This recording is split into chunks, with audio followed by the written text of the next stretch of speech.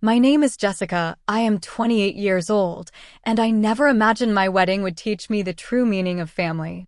As a successful tech executive, I thought spending $32,000 to fly my relatives to my Hawaiian destination wedding was the perfect way to finally earn my parents' approval.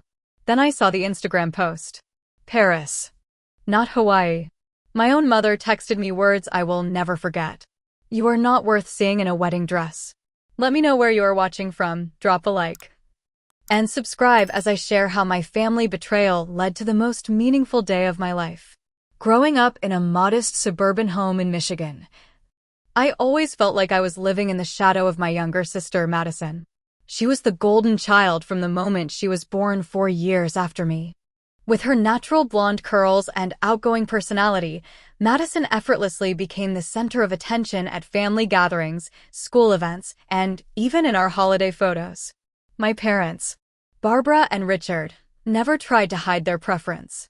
While they attended every one of Madison's soccer games and dance recitals, my academic achievements and debate team victories were often met with distracted nods or comments like, "That is nice, Jessica, but did you see what your sister did today?" This pattern continued through high school and college. When I graduated with honors from a prestigious university with a computer science degree, my parents skipped the ceremony because Madison had a minor role in a community theater production the same weekend. The message was clear, my accomplishments were secondary. I learned to lower my expectations and accept that no matter what I achieved, it would never be enough to shift the family spotlight. After college, I threw myself into building my career. I moved to Seattle and worked my way up at a leading tech company, eventually becoming a software development manager by the age of 26. My professional success brought financial stability and a sense of personal validation that I never received at home. I maintained obligatory contact with my family through occasional phone calls and brief visits during major holidays, but emotionally, I had created distance to protect myself. Everything changed 3 years ago when I met Nathaniel at a tech conference in San Francisco. He was presenting a keynote speech about innovative approaches to cloud security, and I was immediately drawn to his intelligence, warmth, and the way he genuinely listened when others spoke. Unlike many in our industry, Nathaniel never interrupted or mansplained. After his presentation, I approached him with questions, and our conversation flowed so naturally that we ended up talking for hours at the hotel bar. Our relationship progressed quickly but thoughtfully. Nathaniel was from California, so we navigated a long-distance relationship for 6 months before I accepted a fantastic job opportunity in San Francisco that allowed us to be in the same city. What struck me most about Nathaniel was how he celebrated my achievements and encouraged my ambitions. He was the first person in my life who made me feel truly seen and valued. 2 years into our relationship, during a vacation in Maui, Nathaniel proposed at sunset on the beach. The way the golden light hit the waves as he knelt down with the ring is forever etched in my memory. Through happy tears, I said yes. And we spent the evening calling our loved ones to share the news. My parents' response was predictably lukewarm, with my mother immediately asking if Madison could be my maid of honor before even congratulating me. Despite their reaction, the magic of Hawaii had captured our hearts, and we decided a destination wedding on the islands would be perfect. We chose Maui, wanting to return to the place where our engagement happened. We envisioned a relatively small but elegant ceremony with about 50 guests, primarily close friends and immediate family. The wedding planning process brought me unexpected joy. I created detailed spreadsheets and mood boards, researched vendors, and coordinated with our local wedding planner, Leilani. Nathaniel was equally involved, offering opinions on everything from menu options to ceremony music. Together, we crafted a vision of a sophisticated beachfront wedding that reflected our personalities and relationship. As a software development manager at my company, I was earning a comfortable salary, and Nathaniel, who worked as a cybersecurity consultant, was also doing well financially. We were fortunate to be able to cover the costs of our dream wedding ourselves, including the venue, catering, flowers, photography, and our own travel and accommodation. However, We recognized that asking our families to fly to Hawaii represented a significant expense that not everyone could easily afford. Initially, when we announced our destination wedding plans, the responses from family members were mixed. Nathaniel's parents, Margaret and Thomas, were immediately supportive and excited. His two sisters, Emily and Sarah, also expressed enthusiasm. My family, however, was more hesitant. While my parents did not outright object, they made comments about the cost and inconvenience. My sister Madison, her husband Bradley, and their two children seemed interested but concerned about finances.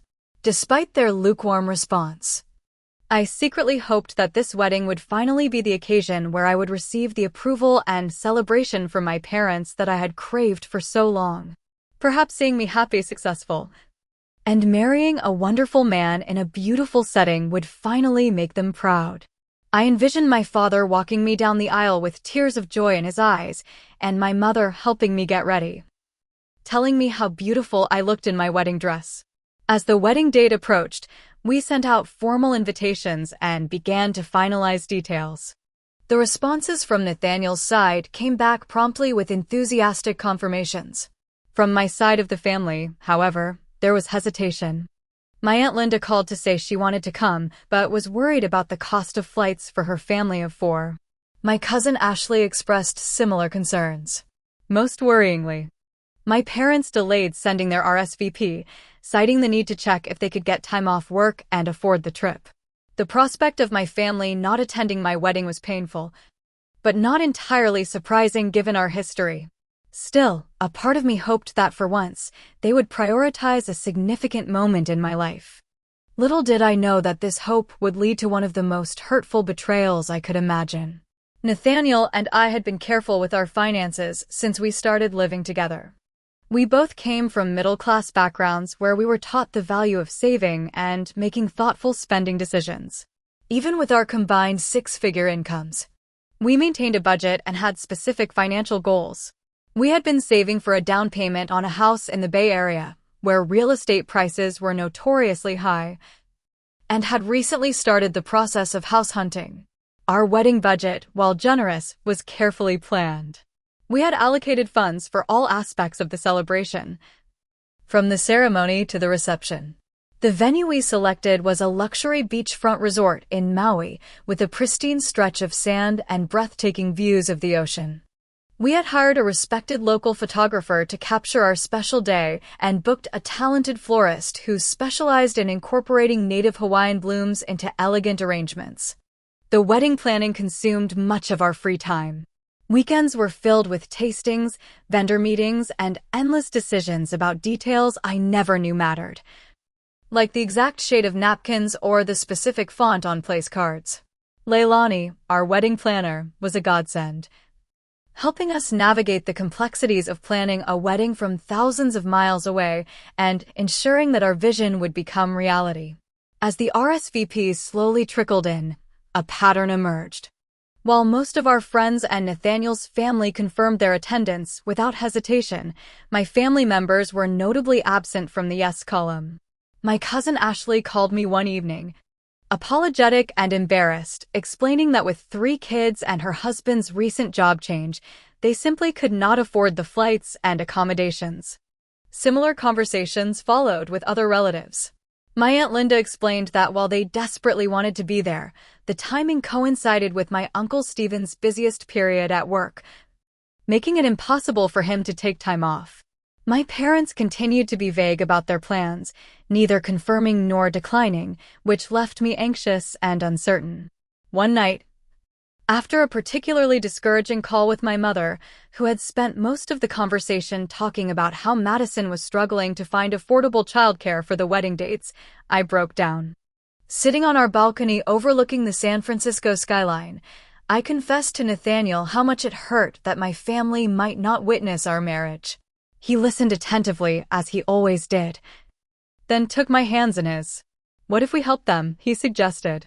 "We have been fortunate with our careers. Maybe we could assist with travel costs for your family." "Are you sure?" I asked, knowing this would mean postponing some of our other financial goals. That would be a significant amount of money. Nathaniel nodded with certainty. Your family being there is important to you, which makes it important to me. We can pause the house renovation plans for a while. This is a once-in-a-lifetime event. After careful consideration and reviewing our finances, we decided to allocate $32,000 to help my family with travel expenses.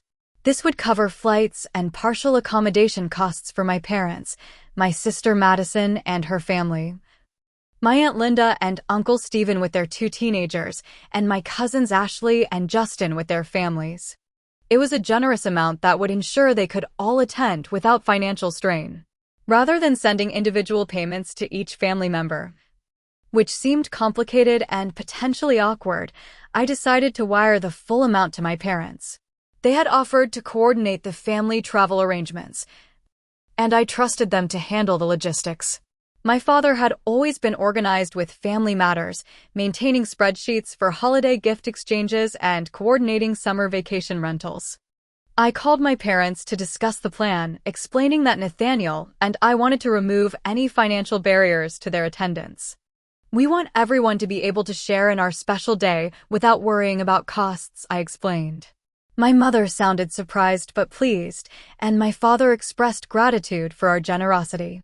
The next day, I sent detailed instructions via email, including our preferred travel dates, the wedding schedule, hotel recommendations, and suggestions for group activities before and after the ceremony. I also included a spreadsheet with estimated costs for each family unit to help them allocate the funds appropriately. Then I transferred the $32,000 to my parents' bank account. My mother called immediately after receiving the money. "This is so generous, Jessica," she said, her voice warmer than usual. "We will make sure everyone gets to Hawaii safely. I cannot wait to see you as a bride." Those words meant the world to me. For once, it seemed like my mother was genuinely excited about something important in my life.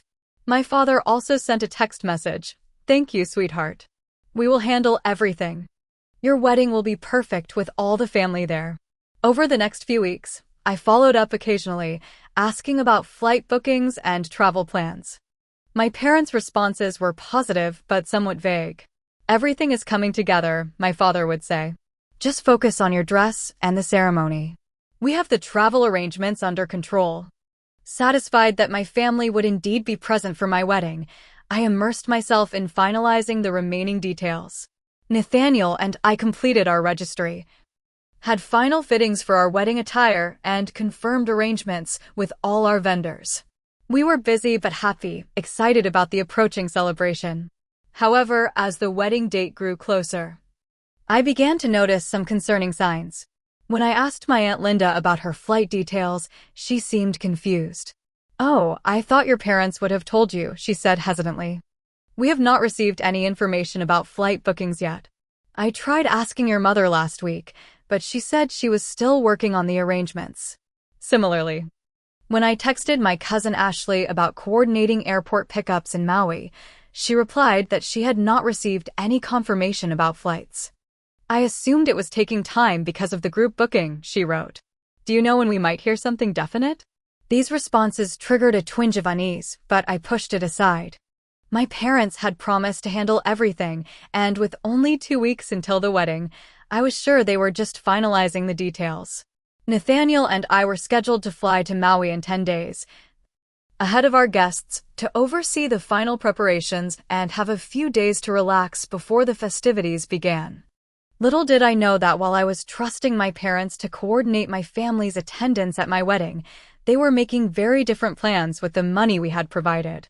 2 weeks before our wedding day, I was sitting at our dining table, finalizing seating arrangements with Nathaniel. We had spent the evening strategically placing guests at tables, ensuring everyone would be comfortable and conversation would flow smoothly. It was a Thursday night, and we were both tired from long workdays, but excited about the approaching celebration. Taking a break, I absent-mindedly scrolled through Instagram while Nathaniel went to the kitchen to refill our wine glasses. A colorful image caught my eye, and I stopped scrolling. It was a photo of the Eiffel Tower at sunset, the iconic structure gleaming against a backdrop of pink and orange sky. The caption read, "Day 3 in Paris. Living the dream with the fam." Hashtag European vacation, hashtag no regrets. The post was from my sister Madison. Confused, I checked the date. The post was from that morning. Madison was supposed to be preparing to fly to Hawaii in a week, not gallivanting around Europe. I tapped on her profile and saw more recent photos. Madison and her husband Bradley posing in front of Notre Dame, their children eating gelato, and most shockingly, a group photo that included my parents standing in front of a charming French cafe. My heart began racing as realization dawned. With shaking hands, I called my mother's cell phone. It went straight to voicemail. I tried my father, then Madison, with the same result. I sent urgent text messages to all three. Where are you? Why are you in Europe? What about the wedding? Nathaniel returned with the wine and immediately noticed my distress. What's wrong? He asked, setting down the glasses. They're in Europe, I whispered, showing him the photos. My parents, Madison, Bradley, the kids, they're all in Paris. That can't be right, Nathaniel said, brow furrowed. Maybe it's an old photo? Posted today, I replied, scrolling through the other images. There are dozens of photos from their trip. They've been there for at least 3 days. We spent the next hour in a frantic investigation. More social media posts revealed that not only were they in Europe, but they had a comprehensive itinerary planned: Paris, Rome, Barcelona, and London. A 2-week European vacation that perfectly coincided with our wedding dates. I was still trying to process this information when my phone pinged with a text message from my mother. I suppose you've seen the photos. Yes, we're in Europe. You've always been selfish, Jessica. Thinking your wedding is more important than a once-in-a-lifetime opportunity for Madison's children to see Europe. You've always had everything handed to you, while Madison has struggled. She deserves this trip. You're not worth seeing in a wedding dress. The words hit me like a physical blow. I stared at the screen, unable to believe what I was reading. Another text followed. This time from my father. You're financially stable and don't need our help. Madison's family deserved this vacation. We told the rest of the family that you canceled the wedding. Don't contact us until we return. Nathaniel read the messages over my shoulder, his face darkening with anger. They stole our money, he said, his voice tight with controlled rage. They lied to everyone and stole our money. The full impact of the betrayal began to sink in.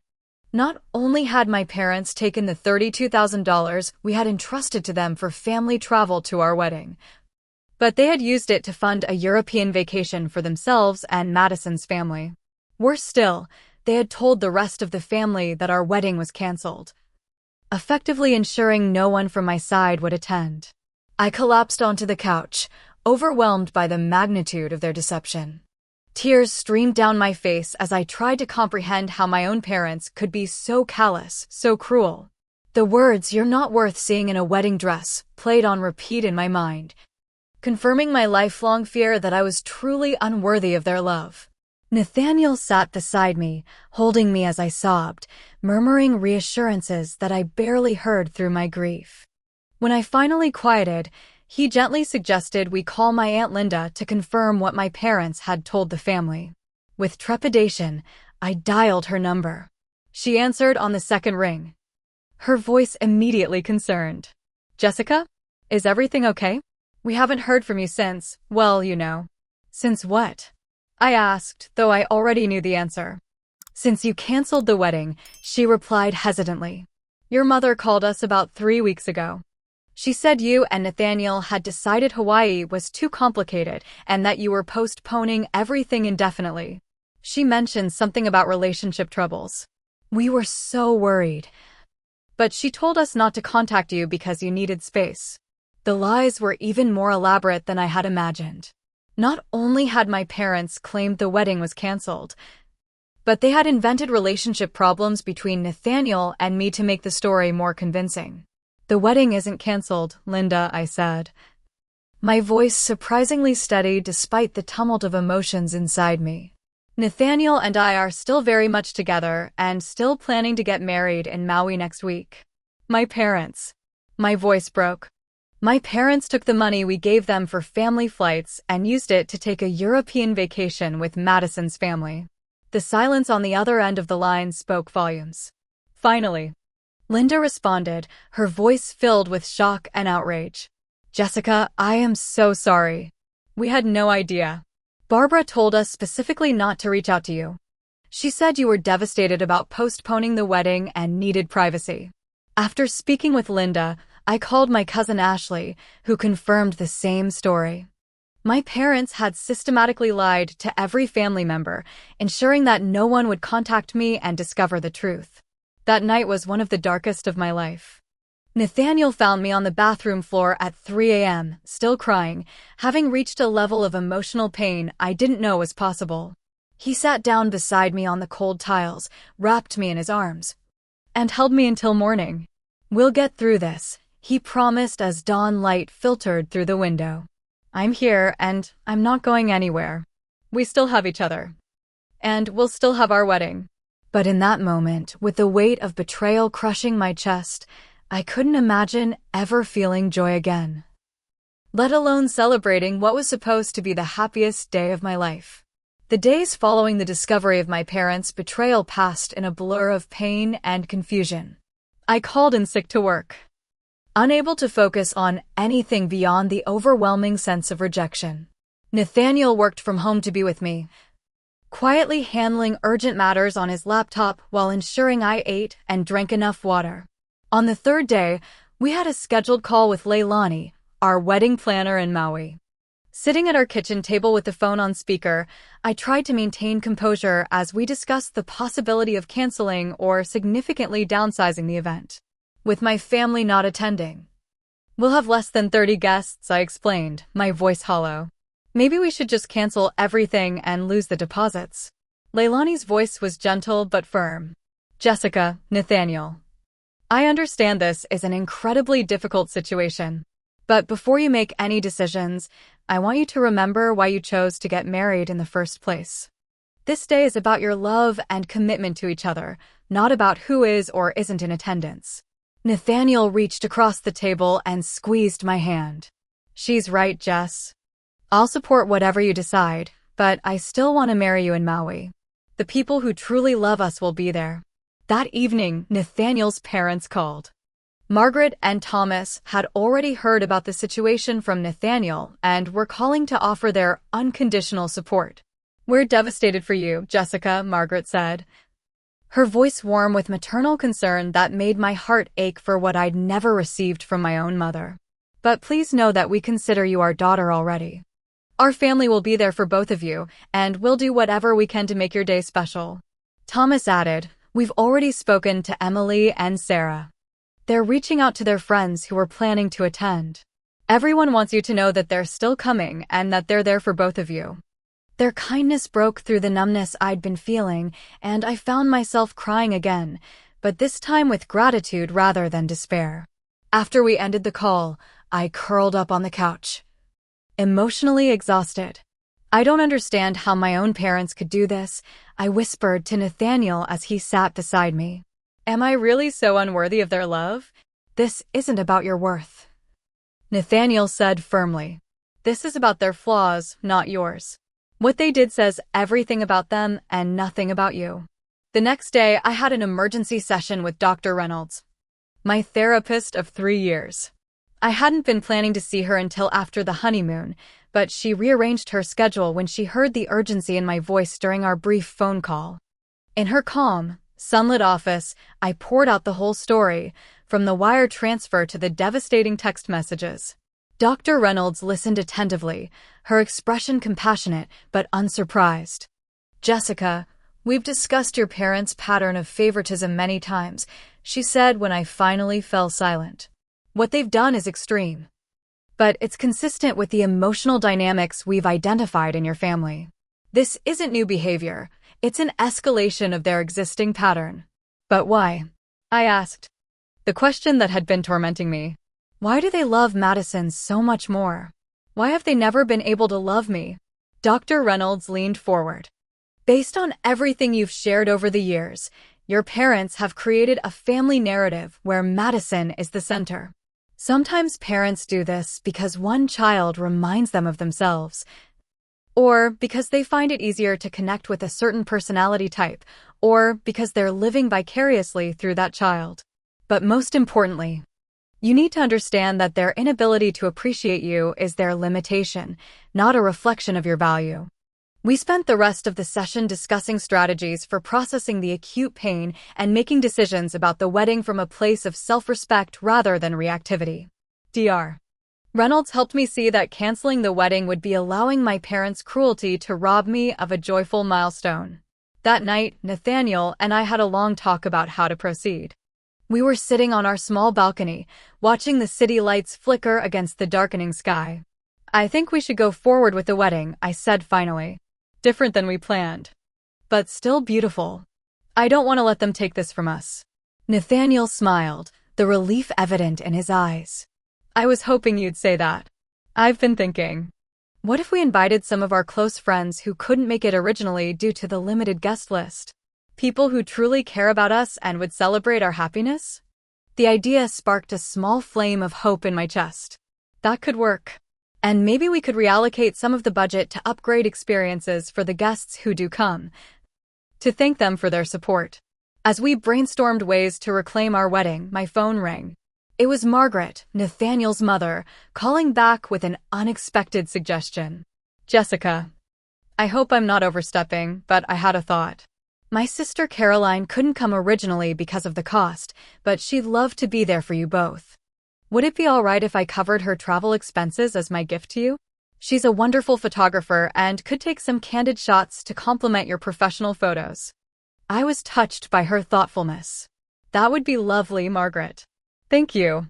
After we hung up, Nathaniel looked at me with a gentle smile. "See? We're not alone. We have people who genuinely care." Later that night, as we were getting ready for bed, I received an unexpected text from my boss, Sophia, who had been one of the first people I'd told about the situation when I requested emergency personal days. "Jessica, I've been thinking about your situation and have a proposal. The company jet is available the week of your wedding.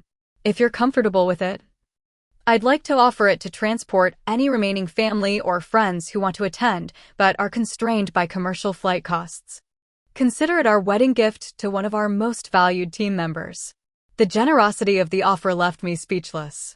When I showed Nathaniel, he whistled in surprise. "That's incredible. Sophia must really value you." "I had no idea she'd do something like this," I replied, genuinely astonished. The final surprise came the next morning. Sophia called to inform me that Adrienne Monroe, a famous actress and major client of our company's security software, had heard about my situation through Sophia. "Adrienne was appalled by what your parents did," Sophia explained. "She'll be in Hawaii that week for a photo shoot and asked if she could attend your wedding to show support. She said, and I quote, 'I want to stand up for her when her own family wouldn't.' Of course, you can decline if you'd prefer to keep it more private." The idea of having a celebrity at our wedding was surreal, but Adrienne's gesture of solidarity touched me deeply. After discussing it with Nathaniel, we decided to accept her offer. That night, as we finalized our revised wedding plans, I felt a shift within me. The pain hadn't disappeared, but alongside it was a growing sense of determination and even anticipation. My wedding wouldn't be what I had initially envisioned, but it would be filled with people who genuinely cared about our happiness. And perhaps that was more valuable than having guests who were there out of obligation rather than love. With only 10 days until our wedding, Nathaniel and I threw ourselves into reorganizing the event. The guest list had changed dramatically, with about 20 people from my side no longer attending. But we had added 15 friends who had previously been excluded due to space limitations. Additionally, Nathaniel's extended family members who initially couldn't afford the trip were now able to come thanks to Sophia's generous offer of the company jet. Leilani, our wedding planner, was a miracle worker, adjusting seating arrangements, catering orders, and welcome baskets with efficiency and compassion. She negotiated with vendors to reallocate funds from the now unnecessary family accommodations to enhance other aspects of the celebration. We could upgrade the wine selection for the reception, she suggested during one of our video calls, and perhaps add a farewell brunch the day after the wedding for all guests. These are ways to thank everyone for their support during this difficult time. We agreed enthusiastically. grateful for her guidance and determined to create a joyful experience despite the circumstances. Nathaniel took charge of communicating with his family about the new arrangements, while I focused on reaching out to friends and colleagues who had shown such overwhelming support. I was especially touched by the response from my team at work. When Sophia announced the situation in a department meeting, with my permission, my colleagues immediately rallied around me. They organized a surprise bridal shower in the office, complete with decorations, gifts, and heartfelt cards expressing their admiration for my resilience. Carlos, our project manager, pulled me aside during the celebration. "Jessica, what your parents did was unforgivable, but look around this room. All these people see your worth. We're your family too, in our own way." His words stayed with me, reinforcing what Dr. Reynolds had been trying to help me understand for years. Family isn't solely defined by blood. Sometimes the people who truly act as family are those who choose to love and support us. 5 days before the wedding, Nathaniel and I boarded a flight to Maui. As we settled into our seats, I felt a mixture of emotions, lingering sadness, nervous anticipation, and a quiet determination to reclaim this significant milestone in our lives. "How are you feeling?" Nathaniel asked, taking my hand as the plane began its taxi down the runway. "Honestly, I'm all over the place," I admitted. "Part of me still hurts so much I can barely breathe. Another part is excited to marry you no matter what. And there's this other part that's just angry. Not just sad anymore, but genuinely angry at what they did." Nathaniel nodded. "The anger is healthy, Jess. It means you know you deserved better." When we arrived in Maui, the familiar scent of plumeria and the gentle island breeze began to work their magic. We checked into our beachfront suite, which was filled with welcome gifts from Leilani and various vendors who had heard snippets of our story. The next few days were a whirlwind of final preparations.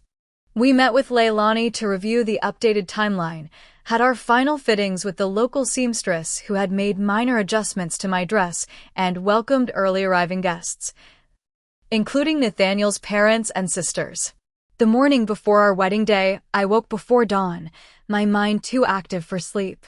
Careful not to wake Nathaniel, I slipped out of bed, threw on a light sweater over my pajamas, and made my way down to the beach. The sky was just beginning to lighten, painting the horizon in delicate shades of pink and gold.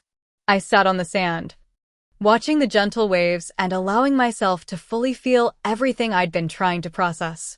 I thought about my parents somewhere in Europe, spending my wedding funds on sightseeing and souvenirs. I thought about all the years I'd spent trying to earn their approval, the achievements that went unacknowledged, the milestones they'd missed or dismissed. For perhaps the first time, I allowed myself to accept that they would never be the parents I needed them to be. As the sun crested the horizon, casting golden light across the water, I made a promise to myself. This wedding would not be defined by absence, but by presence. Not by those who chose to reject me, but by those who chose to stand with me. And moving forward, I would build my life around the people who recognized my worth without requiring me to constantly prove it. When I returned to our suite, Nathaniel was awake and visibly relieved to see me. "I was about to come looking for you," he said, pulling me into a warm embrace. "I needed some time to think," I explained. "But I'm good now. Better than good, actually. I'm ready for tomorrow." The wedding day dawned clear and perfect, with just enough clouds to temper the tropical heat. I spent the morning getting ready with Sarah and Emily, Nathaniel's sisters, and Margaret, who had stepped beautifully into the mother of the bride role. They helped me with my hair and makeup, made sure I ate breakfast, and kept me laughing with stories and gentle teasing of Nathaniel. As Margaret fastened the delicate pearl buttons running down the back of my gown, she paused and met my eyes in the mirror. "Jessica, I want you to know how proud Thomas and I are to have you joining our family. You are an extraordinary woman, and our son is blessed to have found you." Her words, so similar to what I had always longed to hear from my own mother, brought tears to my eyes. But they were not tears of sadness or loss. They were tears of gratitude for the new family I was gaining. Walking down the aisle alone was not what I had envisioned, but as I took my first steps on the petal-strewn path, I felt a surprising sense of empowerment. This was my choice, my journey. And I was walking toward a man who had proven his love and commitment in ways both large and small. Nathaniel waited at the altar, his eyes filled with tears and a smile that radiated pure joy. Behind him stood his best friend Lucas as best man, and beside Lucas was Nathaniel's cousin Ryan. The beachfront setting was breathtaking, with the Pacific Ocean providing a stunning natural backdrop, and tropical flowers adorning the simple bamboo arch where we would exchange our vows. On either side of the aisle sat our guests, a smaller group than originally planned, but one filled with genuine love and support. Nathaniel's family occupied several rows, their faces beaming with happiness. My colleagues from work, including Sophia, were seated together, along with friends who had become like family over the years. And in a surreal twist, Adrienne Monroe, instantly recognizable despite her attempt at a low-key appearance, sat in the back row, offering a supportive smile as I passed. The ceremony was everything I had hoped for, intimate and personal, with vows that acknowledged our journey and promised a future built on mutual respect and unwavering support. When the officiant pronounced us husband and wife, the cheer that rose from our guests seemed to lift away the last of the heaviness I had been carrying. The reception that followed was joyous and relaxed, with delicious food, flowing champagne, and a dance floor that remained packed until the early hours of the morning.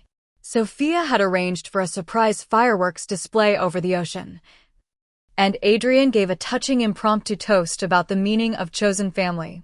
As the night progressed, Nathaniel pulled me aside to a quiet spot overlooking the water. "What do you think about posting some photos online?" he asked tentatively. "Not to be petty, but to show we went ahead with our beautiful day despite everything.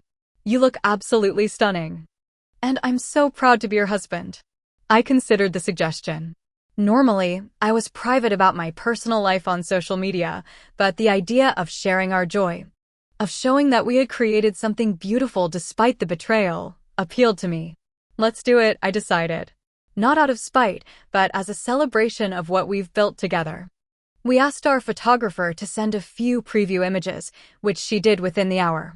Together, we selected several photos, one of us exchanging vows with the ocean behind us, another of our first dance, and a group shot that included all our guests, with Adrienne Monroe prominently visible. I posted them on Facebook and Instagram with a simple caption: "Today, I married the love of my life surrounded by people who truly care about us. Thank you to everyone who made this day so special, especially those who went above and beyond to be here. This is what real family looks like." I deliberately tagged my parents and sister, not out of malice, but as a quiet assertion that their absence had not diminished the beauty of our day. Then I put my phone away, determined to remain present in the celebration and not let thoughts of them intrude on our happiness. Little did I know the storm that would erupt when they saw those photos, particularly the ones featuring a famous actress among our wedding guests. Exactly 1 hour after posting our wedding photos, my phone began buzzing incessantly with notifications. Nathaniel and I were enjoying a quiet moment at the after-party, seated at a table with his parents and sisters, when I felt the repeated vibration in my clutch. "Everything okay?" Nathaniel asked, noticing my distraction. "Not sure," I replied, pulling out my phone. "I'm getting a lot of notifications suddenly." The screen displayed multiple missed calls from my parents and sister, along with a flurry of text messages. I stepped away from the table to review them in private, finding a quiet corner of the venue's garden. The first message was from Madison. "Are you kidding me? You had your wedding without telling us? And with Adrienne Monroe there? How dare you try to ruin our European vacation with your drama?" My father had written, "Jessica, call us immediately. There's been a huge misunderstanding about the money. We always intended to attend your wedding. We just thought the dates were different." My mother's message was the most revealing. "Everyone is asking us why we're in Europe instead of at your wedding. How could you humiliate us like this? You know we would have been there if we could afford it." The audacity was breathtaking. After stealing our money, lying to the entire family, and explicitly telling me I wasn't worth seeing in a wedding dress. They were now trying to rewrite history because they'd been publicly exposed. Nathaniel found me staring at my phone, my hands shaking with a mixture of anger and disbelief. "They're trying to gaslight me," I said, showing him the messages. "They're actually pretending there was a misunderstanding." He read through them, his expression darkening. "This is unbelievable. What are you going to do?" I took a deep breath, feeling surprisingly calm. "Nothing tonight. This is our wedding, and I won't let them ruin it. I'll deal with them when we're back home."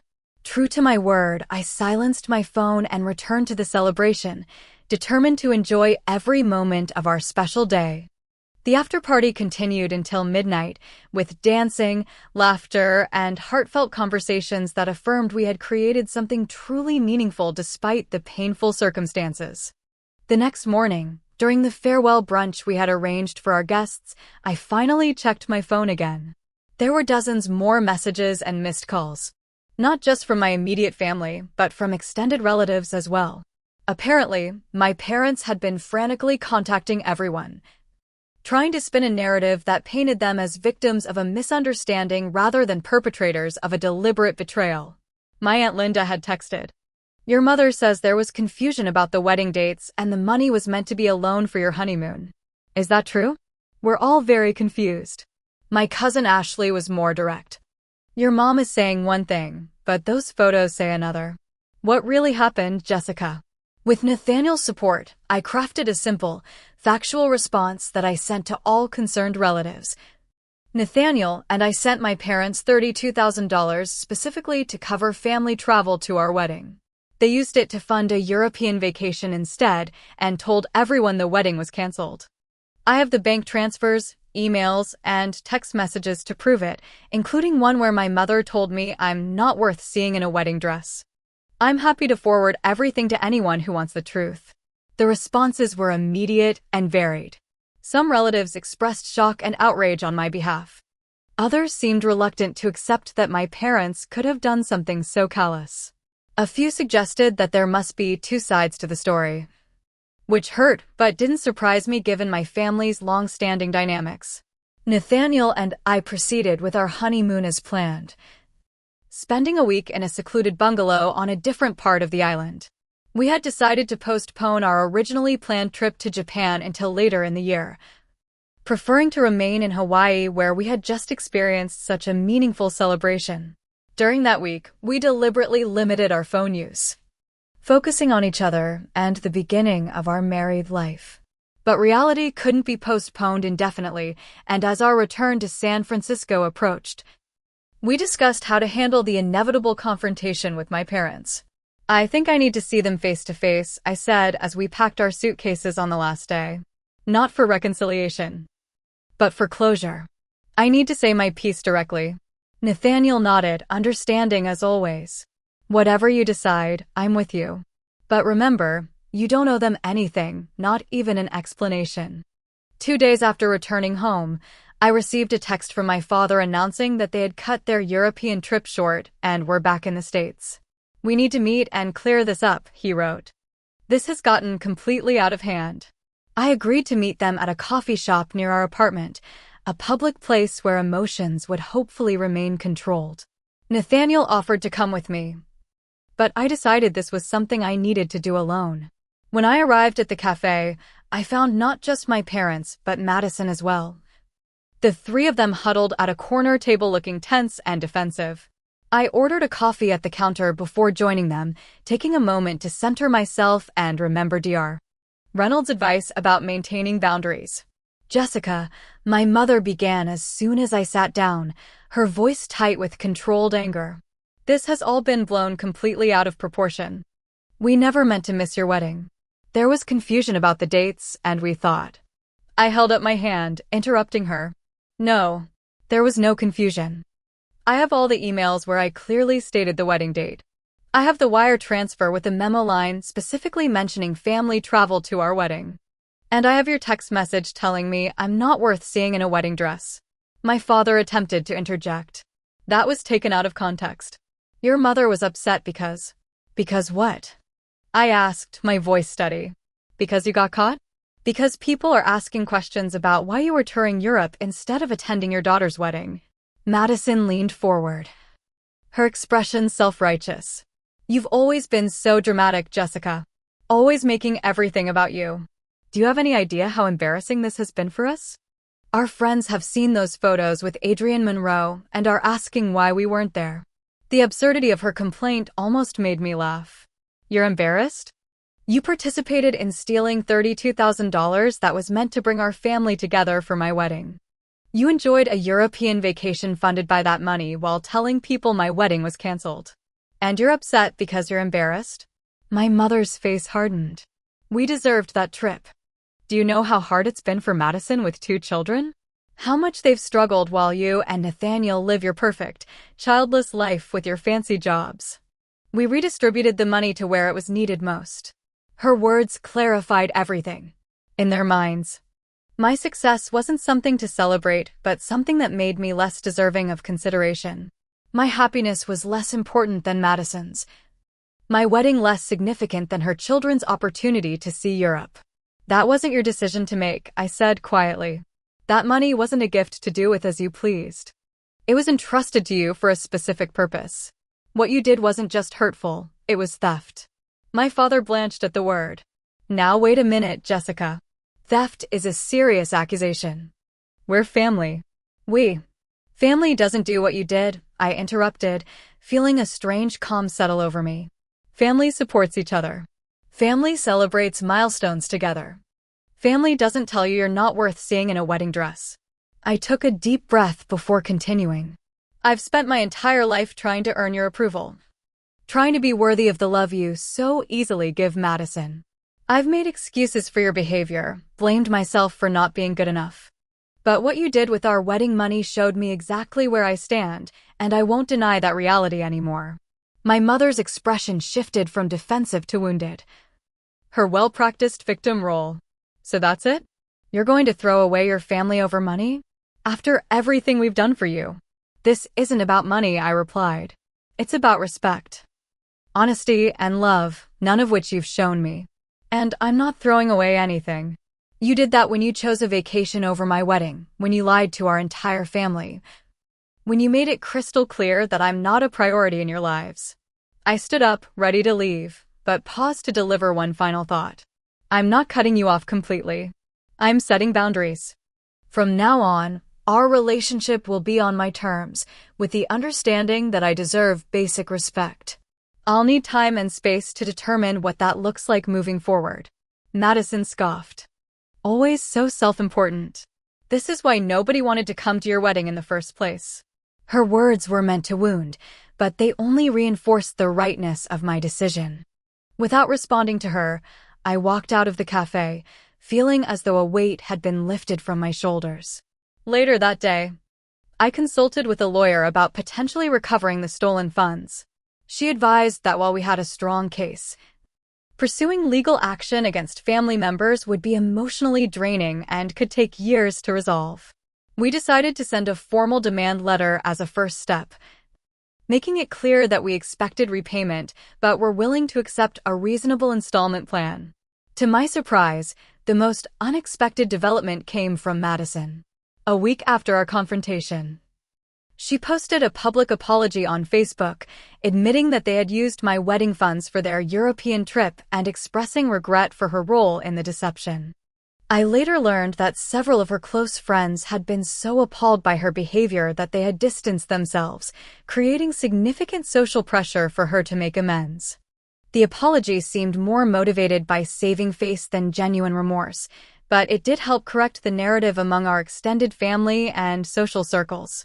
More importantly, it validated my experience, confirming to anyone who might have doubted that my account of events was accurate.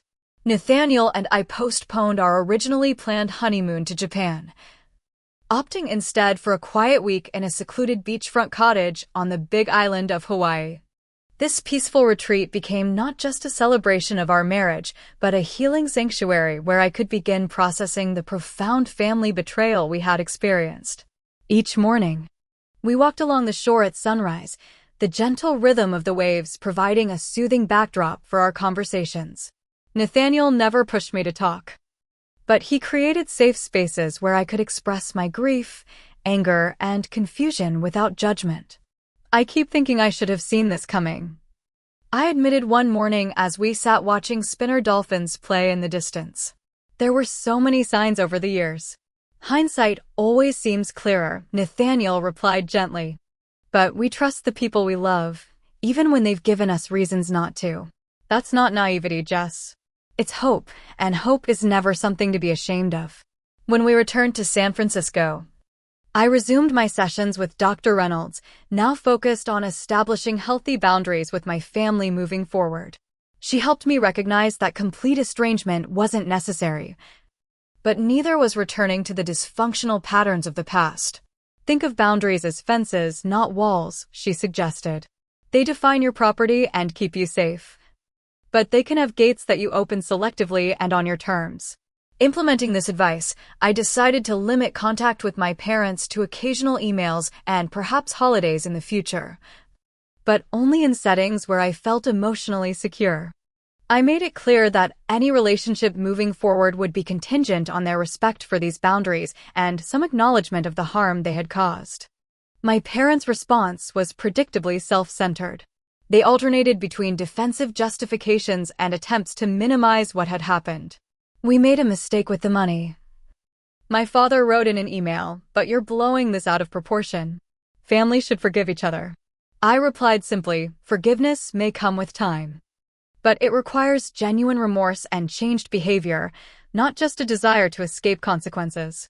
Meanwhile, our demand letter regarding the stolen funds had produced results. After initially denying any obligation to repay the money, my parents eventually agreed to a payment plan when their attorney advised them that we had a strong legal case. They began sending monthly installments, though each payment arrived with passive-aggressive notes about the price of family peace. While my relationship with my birth family remained strained, my connection with Nathaniel's family deepened beautifully. Margaret and Thomas embraced me as a daughter, inviting us for Sunday dinners and including me in family traditions. Emily and Sarah, Nathaniel's sisters, became the siblings I had always wished for, offering friendship untainted by competition or resentment. You know what I love about your family? I told Nathaniel one evening after returning from his parents' home. They celebrate each other's successes instead of seeing them as threats. When Sarah got that promotion, everyone was genuinely happy for her, not comparing or diminishing it. Nathaniel smiled. That's how it should be. And that's how our family will be, whatever shape it takes in the future. My workplace also became an unexpected source of support. Sophia, my boss, had been extraordinary throughout the ordeal.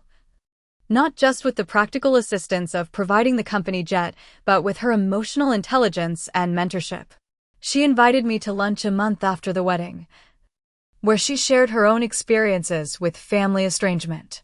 It's like grieving someone who's still alive, she observed. There's no funeral, no socially recognized ritual for this kind of loss. But the pain is just as real, and you're allowed to feel it fully. Her validation helped me navigate the complex emotions that continued to surface at unexpected moments. When a colleague innocently asked about my parents' reaction to wedding photos, or when friends made assumptions about family holiday plans, the pain would briefly resurface. But with time and support, these moments became less frequent and less intense. The legal aspects of our situation reached a resolution about 6 months after the wedding. My parents had repaid approximately half of the stolen funds when they abruptly proposed a lump sum settlement for the remaining amount, likely motivated by their desire to end the monthly reminder of their actions. We accepted, using the recovered money to finally begin the home renovations we had postponed to fund the family travel. As we repainted walls and selected new furniture, I found the process unexpectedly therapeutic, a tangible way of rebuilding after devastation. Our home became a physical manifestation of our resilience, each improvement a statement that we were moving forward despite the betrayal we had experienced. One of the most healing developments came from an unexpected source. My younger cousin Zoe, Ashley's 19-year-old daughter, sent me a handwritten letter that arrived 8 months after the wedding. In it, She expressed her admiration for how I had handled the situation and confided that my experience had given her courage to establish her own boundaries with family members who had been treating her poorly. "I always thought that accepting whatever family dished out was just what you did," she wrote. "But watching you stand up for yourself showed me that it's possible to love your family while still expecting basic respect. Thank you for being a role model when I really needed one." Her words brought tears to my eyes, reminding me that our actions ripple outward in ways we can't always anticipate. Perhaps some good had come from this painful experience after all. As our first anniversary approached, Nathaniel and I finally took that postponed honeymoon to Japan, exploring ancient temples and modern cities with a sense of wonder and gratitude. One evening, sitting in a peaceful garden in Kyoto, I reflected on the journey of the past year. "I never would have chosen this path," I told Nathaniel as cherry blossoms floated down around us. "The betrayal, the pain, the public drama, none of it. But I can't deny that it forced me to confront patterns I might have tolerated indefinitely otherwise." He took my hand, intertwining our fingers. "You've grown so much." "We both have. And our relationship is stronger for having weathered this together." He was right. The foundation of our marriage had been tested before we even said our vows. And the experience had deepened our commitment to honest communication, mutual support, and creating a family culture of our own design. Today, looking back on that tumultuous time, I can see how it catalyzed a profound transformation in how I define family. I've learned that family isn't determined solely by blood, but by actions, by who shows up when it matters, by who celebrates your joys and helps carry your sorrows. My relationship with my parents remains complicated. We communicate sporadically, with carefully maintained boundaries that they sometimes respect and sometimes test. Madison and I exchange obligatory birthday messages, but little else. The warmth and closeness I once desperately sought from them has been found instead in the family Nathaniel and I are creating together, in the chosen family of dear friends, and in the unexpected kinship with colleagues who became allies in a difficult time. I no longer measure my worth by their approval or lack thereof. That text message, "You're not worth seeing in a wedding dress," once so devastating, has lost its power to wound me. Because I know now, with bone-deep certainty, that my worth was never theirs to determine. If you've ever struggled with family betrayal or wondered if you're worth standing up for, I hope my story resonates with you. Family relationships should never require you to sacrifice your dignity or self-respect. Sometimes the most loving thing you can do, both for yourself and others, is to establish clear boundaries that protect your well-being. I would love to hear your thoughts about this journey in the comments below. Have you ever had to redefine what family means to you? What helped you heal from family betrayal? Please like this video if my story touched you in some way, subscribe for more authentic life experiences, and share with someone who might need to hear that they are worthy of respect, regardless of how their family treats them. Thank you for witnessing my story. And remember that your worth is inherent and undeniable, no matter what anyone else may say or do.